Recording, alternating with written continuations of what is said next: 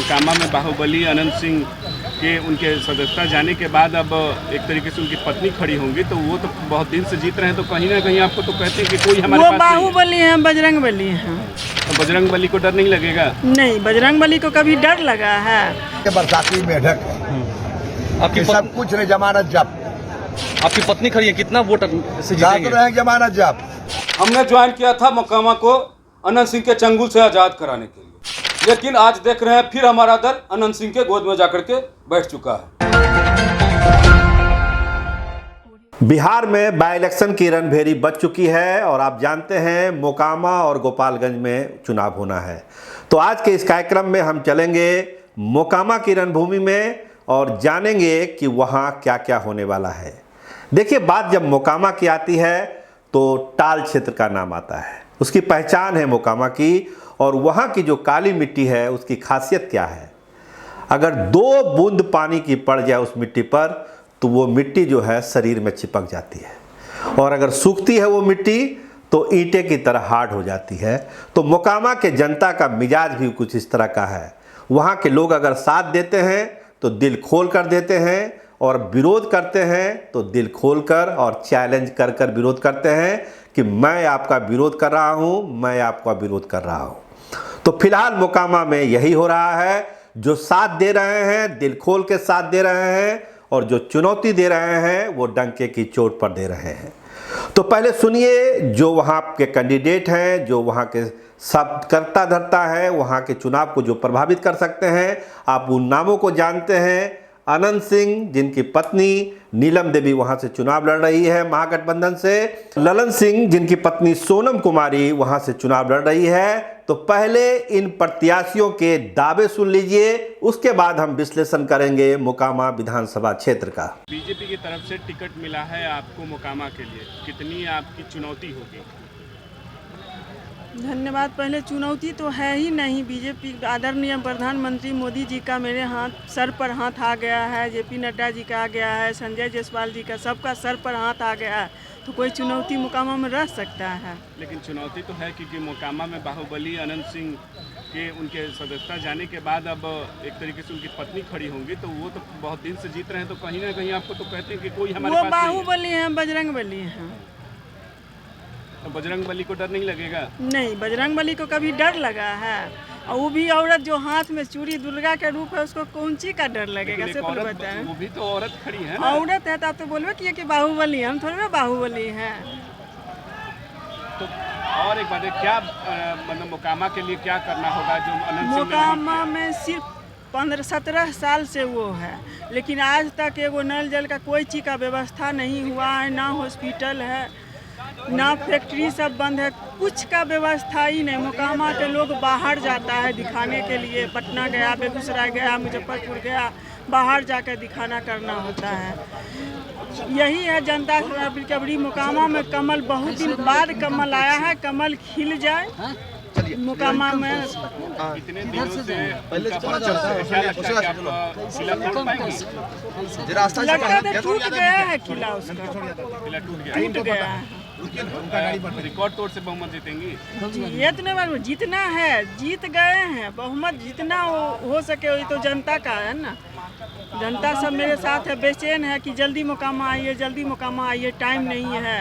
अभी हम मोकामा के लिए निकल रहे हैं जी। बरसाती मेढक है, आपकी सब कुछ नहीं, जमानत जब्त। आपकी पत्नी खड़ी है, कितना वोट से जीतेंगे? रहे जमानत जब्त।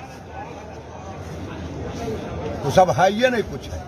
एक गिलास पानी नहीं कभी किसी को पिलाया होगा। बरसाती मेढक है, बरसात जब आता है टेटे करे लगता है, फिर बरसात खत्म, फिर कहाँ। तो आपने सुना कि दावा क्या है कैंडिडेट का। कोई अपने आप को बजरंग बली बता रहा है, तो कोई कह रहा है कि कोई चैलेंज है ही नहीं, तो कोई कह रहा है कि मोकामा को अब आज़ाद कराना ही होगा और मोजामा आज़ाद होकर रहेगा मोकामा।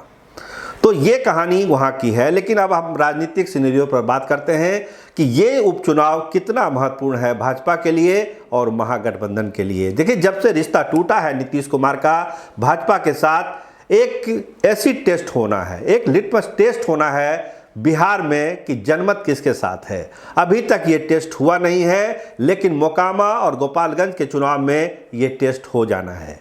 तो जो समीकरण है, लोग ज़्यादातर अगर आप एक आम आदमी से पूछेंगे, एक आम जो विश्लेषण करता है उनसे पूछेंगे, वो यही बताएंगे देखिए मोकामा में अनंत सिंह जीतते रहे हैं, 5 बार वहाँ से जीते हैं, इस बार भी उनकी पत्नी जीत जाएगी। ये एक सामान्य विश्लेषण है। लेकिन ललन सिंह की पत्नी के चुनाव मैदान में उतर जाने के बाद ये रास्ता इतना आसान नहीं है अनंत सिंह के लिए, ये अब वहाँ की परिस्थितियाँ बताने लगी है। देखिए जो भूमिहार वोटर हैं उनके मन में भी बहुत सारी दुविधाएं हैं। जिस तरह से पटना में समीकरण बना है, जिस तरह से अगड़ी जातियों की उपेक्षा हुई है, जैसे आप जानते ही महागठबंधन में आज की तारीख में सवर्ण जाति से कोई मंत्री नहीं है। कार्तिकेय से मंत्री थे, वो अभी हटे हुए हैं। फिलहाल कोई मंत्री है नहीं, ना भूमिहार कोटे से, ना राजपूत कोटे से, ना ब्राह्मण कोटे से। तो आखिर ये कहानी मोकामा के उपचुनाव में क्या रंग लाएगी? तो स्वाभाविक है रंग लाना है, लाएगी भी। और चर्चा यही है कि जो महागठबंधन है उसमें सवर्णों की उपेक्षा हो रही है, सवर्णों को तरजीह नहीं दी जा रही है। तो मतलब साफ है कहीं न कहीं ये वोट बैंक महागठबंधन से छिटक सकता है।